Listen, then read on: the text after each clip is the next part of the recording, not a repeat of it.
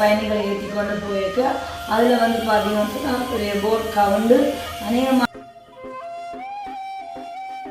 அந்த பிள்ளை வந்து தாயருக பற்றி அனைத்தபடி அப்படியே கட்டி பிடிச்சி கொண்டு அந்த தாயும் அந்த கையை விட அப்படியே பார்க்கும்போது கல்லஞ்சி கரைகிற மாதிரி இருக்குது. நாளைய நாள் விடிஞ்சா சிஎம் எலெக்ஷன் தேர்தல் ரிசல்ட் வந்து தெரிய போது அநேகமாக எல்லாருடைய மனசு 19 கட்லட் வந்துருக்கு.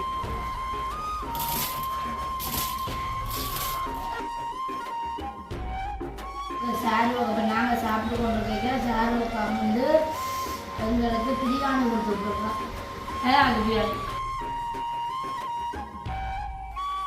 Hi friends, welcome to jolly blog. நான் உங்கள் சாரு. இன்றையெல்லாம் பார்த்தீங்கன்னா குக்கிங் தான் பார்க்க போகிறோம். ஸோ இன்றைக்கி வந்து வேறு லெவல் சண்டே ஸ்பெஷலாக இருக்க போது நாங்கள் வந்து நீண்ட நாட்களாக இந்த சாப்பாடு சாப்பிட்டு நிறைய நாட்கள் ஆயிட்டுது. ஸோ அப்போ இன்றைக்கி வந்து நான் என்ன ஸ்பெஷலாக செய்யலாம்னு சொல்லிட்டு தான் இன்றைக்கி வந்து அந்த நீண்ட நாள் சாப்பாடு வந்து செய்ய போகிறோம். அதுக்கு முன்னாடி இன்றைய நம்ம பார்த்தீங்கன்னு சொன்னால் மே 3 யாரெல்லாம் பிறந்தநாள் எதிர்கொண்டிருக்கிறீங்களோ அவங்களுக்கு இனிய பிறந்ததின நல்வாழ்த்துக்கள். எப்போவுமே சுகபல ஆரோக்கியத்தோட சமாதானமாக சந்தோஷமாக இருக்கும்னு சொல்லி வாழ்த்திக்கொண்டு பார்த்தீங்கன்னு சொன்னால் இன்றைய தினம் மே 3 நிற்கிறோம். நாளைய நாள் விடிஞ்சா சிஎம் எலெக்ஷன் தேர்தல் ரிசல்ட் வந்து தெரிய போது அநேகமாக எல்லாருடைய மனசுலையுமே அதாவது நாளைய நாள் ரிசல்ட்டை குறித்து தெரியும் யார் என்று சொல்லிட்டு டான்ஸாக இருக்கிற முறையில் என்னுடைய விருப்பம் வந்து சிஎம்மாக வந்து விஜய் சேவான்னு சொல்லிட்டு ஸோ கண்டிப்பாக வந்து அதுதான் நாளைய தினம் கவர்மெண்ட் நாங்கள் வந்து முழுக்க நம்புகிறோம். அது பெரிய ஒரு எதிர்பார்ப்போடு இருக்கிறோம். நாளைய நாளுக்காக வந்து மிகவே நாங்கள் ஒரு என்ன சொல்கிற எக்ஸாம் எழுதிட்டு அந்த ரிசல்ட்டுக்காக எப்படி வெயிட் பண்ணி இருக்கும்போது ஒரு திக் நிமிடமாக இருக்கும். ஸோ அதே மாதிரி வந்து நாளைய நாள் வந்து ஸோ அப்படியான ஒரு ஃபீலோட வந்து நாங்கள் இருக்கிறோம். எனிவே நாளைய நாள் வந்து எல்லாமே சந்தோஷமாக தான் இருக்குமென்று சொல்லிக்கொண்டு பார்த்தீங்கன்னு சொன்னால் அதே நேரம் வந்து இன்னும் ஒரு சோகமான ஒரு சம்பவம் அதாவது இந்தியாவில் நடந்தது. போட் பயணத்தில் கொஞ்சம் பயணிகளை ஏற்றி கொண்டு போயிருக்க அதில் வந்து பார்த்தீங்கன்னு சொன்னால் பெரிய போட் கவுண்டு அநேகமான பேர் தப்பிச்சு மிச்ச ஆட்களை வந்து 8 உடல்களாக எடுக்கப்பட்டு மீதியானவரை வந்து உயிரோடு காப்பாற்றப்பட்டது. அதிலே வந்து பார்த்தீங்கன்னு சொன்னால் இப்போ இணையதளத்திலே வந்து வைரலாகி இருக்கிறது அந்த காட்சியை உண்மைக்குமே நானும் பார்த்தோன்னே திடீரென என்ன அறியாமே என்ற கண்ணால் கண்ணீர் வந்துட்டுது. அவ்வளோத்துக்கு அந்த ஒரு காட்சியை பார்த்தது தாய் 15 மணி நேரம் வந்து அந்த தண்ணீருக்குள்ளே மூழ்கி இருந்தும் தன்னுடைய 4 வயது குழந்தைய எவ்வளவோ தூரம் காப்பாற்ற ட்ரை பண்ணி இறுதியாக வந்து காப்பாற்ற முடியாமல் அப்படியே அணைச்சி கொண்டு அந்த குழந்தையும் பார்த்தீங்கன்னா தாயோட சார்ந்த அந்த மாதிரியான ஒரு காட்சியை அப்படியே பார்க்கும்போது கல்லஞ்சி கரைகிற மாதிரி இருக்குது. காப்பாற்ற போன அந்த பயணிகள் கூட எல்லாருடைய நெஞ்சை முழுக வைத்த அந்த தாய் உள்ள உறவு எல்லாற்ற நெஞ்சையும் வந்து பார்க்க வச்சதாக இருந்துச்சு. அவ்வளோத்துக்கு அந்த பிள்ளை வந்து தாயருக பற்றி அனைத்தபடி அப்படியே கட்டி பிடிச்சி கொண்டு அந்த தாயும் அந்த கையை விடாமல் அப்படியே இருக்கான்னு சொல்லி பார்த்தோன்னா சடன்லியாக ஒரு அழகாக வந்துருக்குது. உண்மைக்குமே என்ன சொல்கிறது எவ்வளோ உல்லாச பயணிகள் சொல்லுவாங்க நெருப்புக்கும் தண்ணிக்கும் வந்து பதிலே சொல்லிடலாண்டு. அதே மாதிரி எல்லாருக்குமே நெச்சுக்கொண்டு போகிறே இல்லை. ஓகே அது சில நேரங்கள்லாம் அப்படி நடக்கிறது.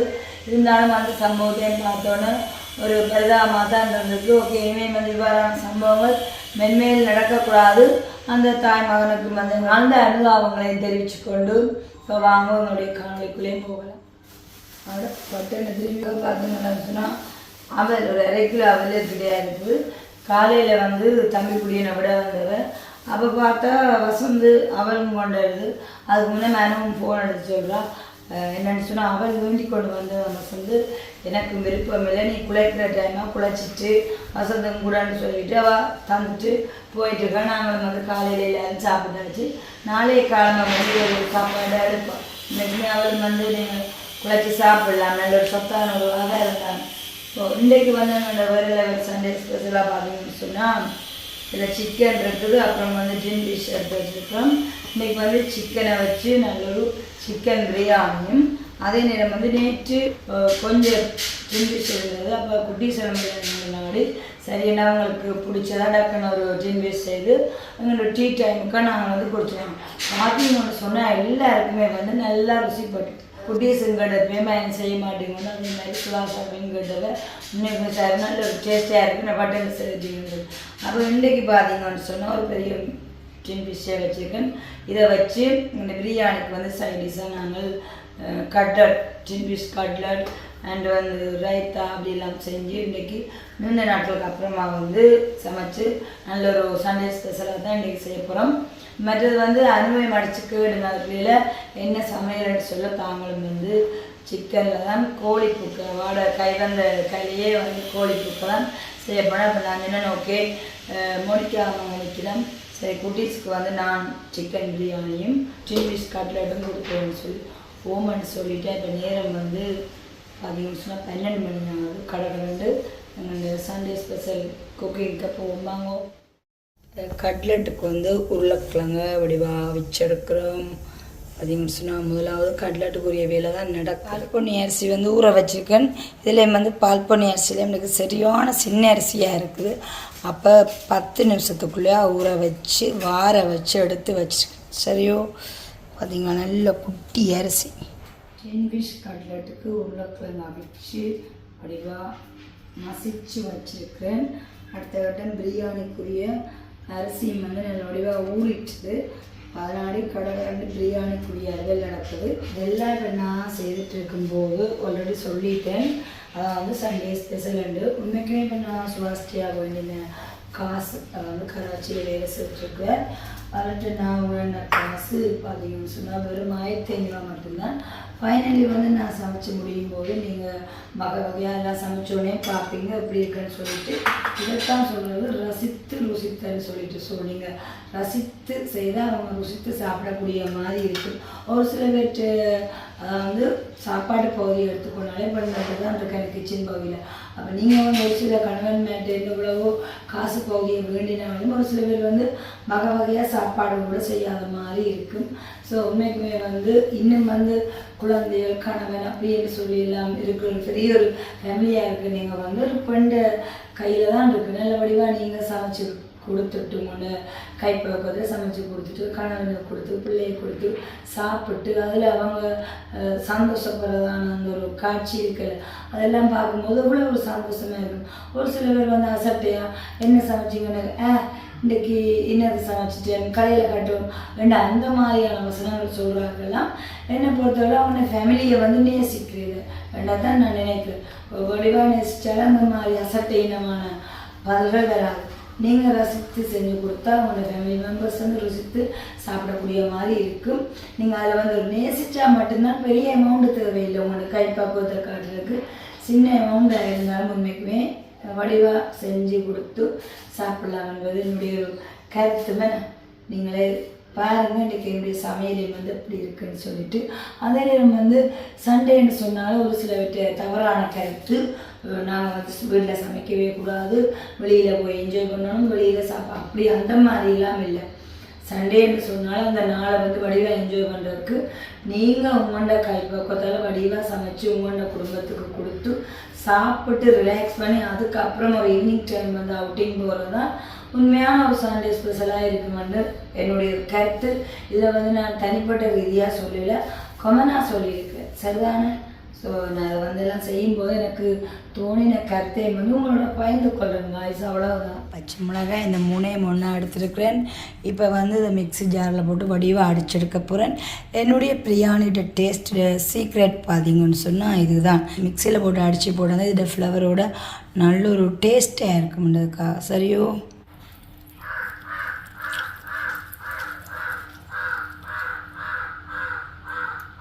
காகம் கரைஞ்சு கொண்டே இருக்குது.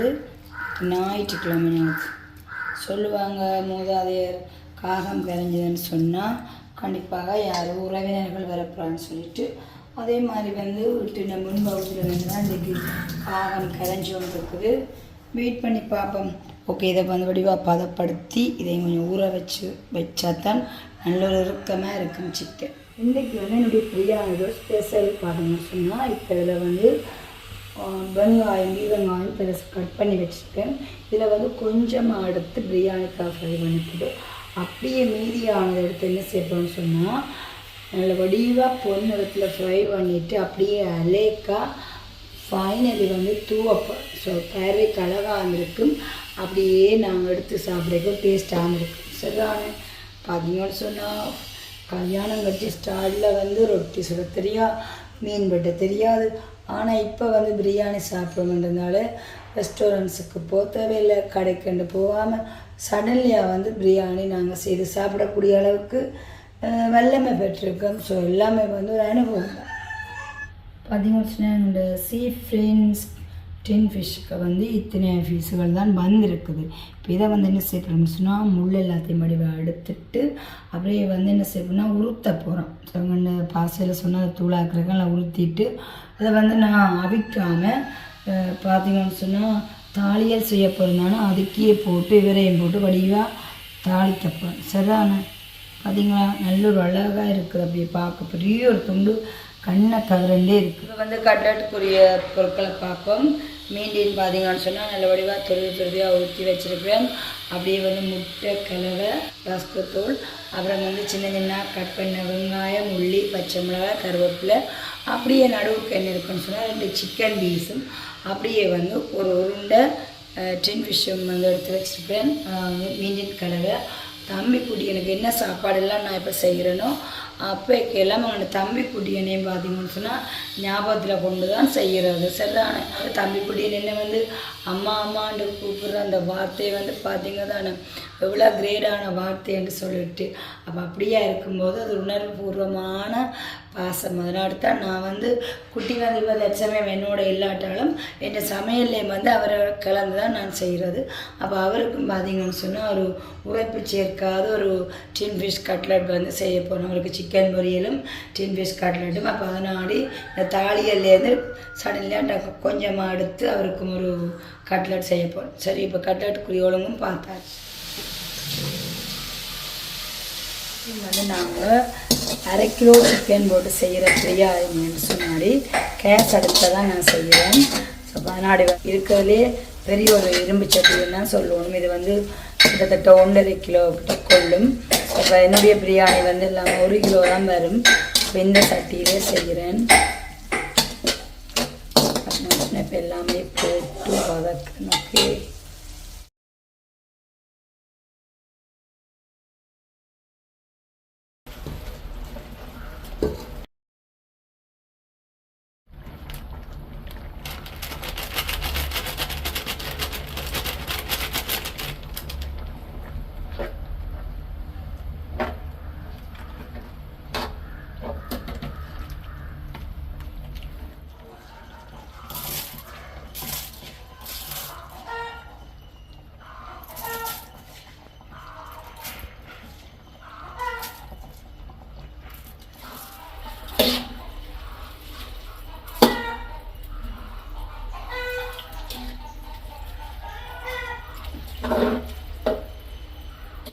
பிரியாணி வந்து பார்த்தீங்கன்னா எல்லாமே செய்ய முடியாச்சு.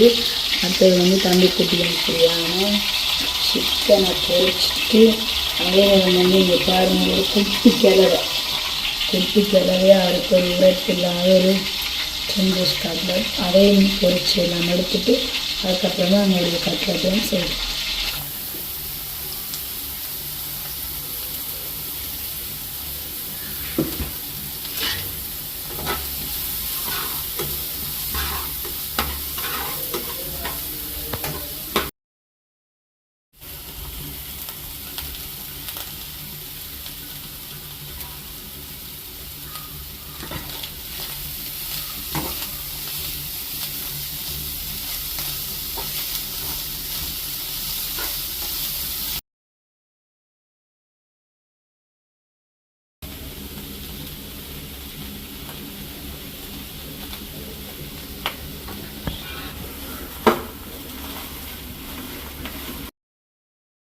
இங்கிலீஷ் கட்லட்டுக்கு 10 நிமிஷம் கலவை எல்லாம் சூப்பராக ரெடி ஆகிட்டு.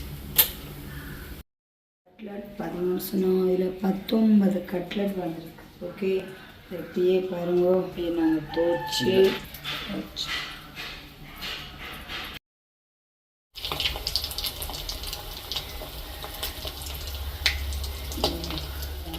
சொல்லிட்டு பார்ப்போம். வாங்க காய்ஸ், வாவ், அதெல்லாம் வந்திருக்குது. இப்போ வந்து இரும்பு சட்டியில் பிரியாணி நல்லா சூப்பராக வந்திருக்கு. இப்போ நாங்கள் வந்து அதை நல்லா ஃப்ரையாக விட்டுட்டு இன்னொரு பாத்திரத்தில் மாற்றி இந்த இனம் சிக்கன் பிரியாணிக்கு என்னெல்லாம் சைடிஷாக சாப்பிட போகிறோம்னு பார்ப்போம்.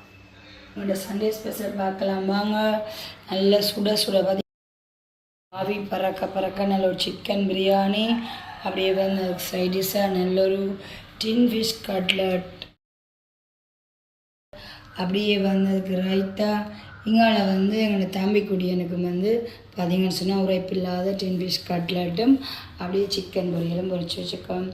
ஓகே, இதுதான் இந்த இனம் எங்களுடைய சண்டே ஸ்பெஷல். இந்த இனம் இந்த சண்டே ஸ்பெஷல் யாருக்கெல்லாம் பிடிச்சிருக்குன்னு சொல்லிட்டு என்னுடைய வீடியோக்குள்ள கமெண்ட்ஸ் பண்ணுங்கள் காய்ஸ். ஓகே,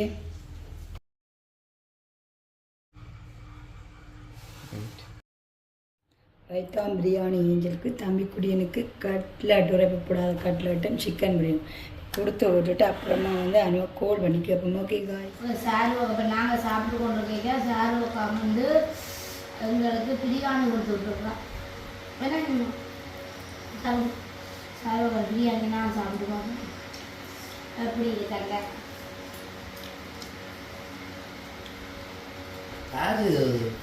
சாருக்கா செய்ய நல்லா இருக்கு, நல்ல பழமெல்லாம் நல்லா இருக்கு. சாப்பிடுவேன் பிரியாணி.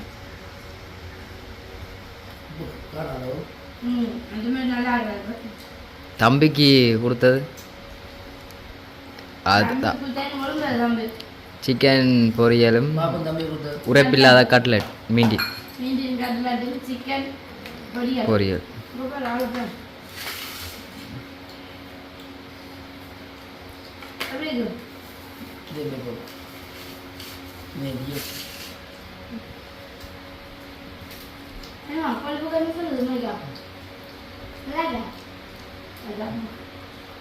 ஒவ்வொரு ஞாயிற்றுக்கிழமை வருவாப்பா.